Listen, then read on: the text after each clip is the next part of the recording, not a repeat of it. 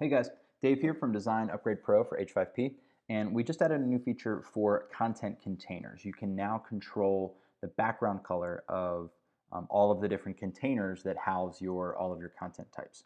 So I wanted to show you how this works. Now, what we've got here is this is the new setting for content containers, and there's a background color option. Before I show you that, I want to show you what it looks like without our plugin activated. So this is just default H5P styling without our plugin. You'll notice that H5P uses a white background behind all of these content types. And one thing that they also don't do a great job of here, there's some content types that don't have great padding. So I added a light blue background color to my content area. You might be using a dark mode or just a darker color or another lighter color itself. So this kind of mimics that, and I wanted to show you this. So like I said, here the padding isn't great around these guys. So our plugin went ahead and fixed this. So we added padding to all of these content types that don't have it by default. Like you can see the difference here. For this content type, it's got nice padding around everything. For here, it doesn't. And this is really noticeable when you have a background color for your main content area, and then you go and add H5P content on top of that. So this is what it looks like without our plugin enabled. Now I'm going to show you what it looks like with our plugin enabled, but no options changed yet. All right, so here we are with the Design Upgrade Pro for H5P plugin enabled, and this is the default styling you're going to see. What we've done is we've removed that white background color completely so that we allow whatever you have in your main content area, if you have a background color applied, that is going to shine through all of your content types. So here you'll see it with mark the words, you see it with fill in the blanks, all of these other content types as well. We're letting that color shine through. Now, this may not work for a lot of people. You may have designed your site so that you got used to having that white background color that H5P uses. So what we can do now is I've added an option for content containers where you can add that white color back in if you'd like, or you can change it up and add a different color. So let me show you what that looks like. So here we are in the customizer, and when we go to the Design Upgrade Pro for H5P section, we've got a new panel called Content Containers, and this for right now just has one option, and it's background color. We may add additional options in the future. We're looking into it, but for right now we just have the background color. So by default, like I said, it is transparent, but what we can do is we can come in here, and if we choose white, that will add that white color back in that we're used to. So let me refresh this page and show you what that looks like. So you'll see that now you have a white background color behind all of your content types. You'll also notice that that padding is inserted here to some of these content types that did not have some adequate padding and spacing around the inside of each of these content areas. So we've gone ahead and figured out which content types needed that, and we've added that in so that everything looks nice and consistent.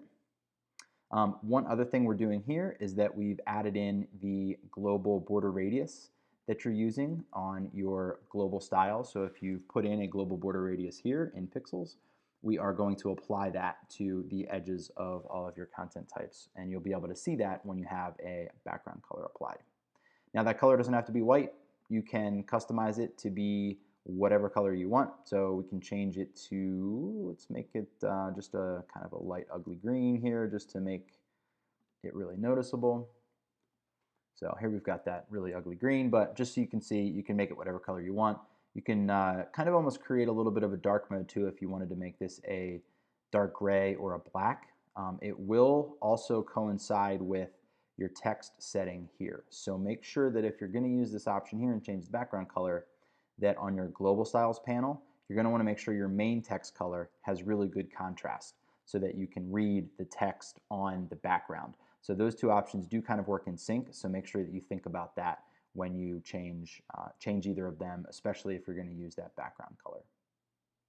Now there is an important thing to note that this background color for content containers does not apply to every single content type. So we've went through and we've really thought about which ones it should and should not apply to. So things like if you're embedding audio, we don't apply it to these types of things. It just doesn't make sense in those cases. Same thing for interactive video.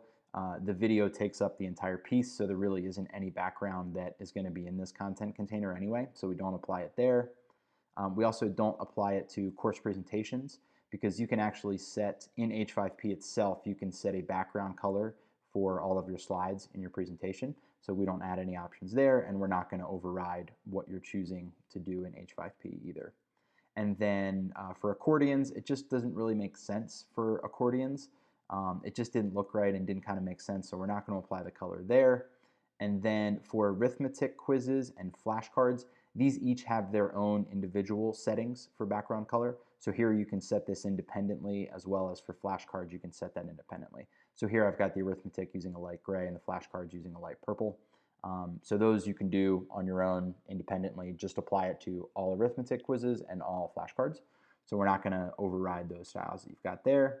And the final thing is some of the image hotspots. If there is text that gets added to an image hotspot, we are going to use that color. So you'll see that green up here, and again coincides with your main text color for your global styles panel. So that's what's used there for the text color. And then same thing here for the multiple hotspots. And then this one down here, this is a different style hotspot where all it has is these icons that have little popovers. And so there really isn't any background in this content container. So we're not going to apply anything there. So we've kind of intelligently thought about it, went through it, and are applying it just where it makes sense to apply. We will obviously expand this to other content types as we add more content types and start supporting more content types. We will apply this background color in the same way to those as we add them. Hope you guys like this new feature, and I'll catch you in the next video.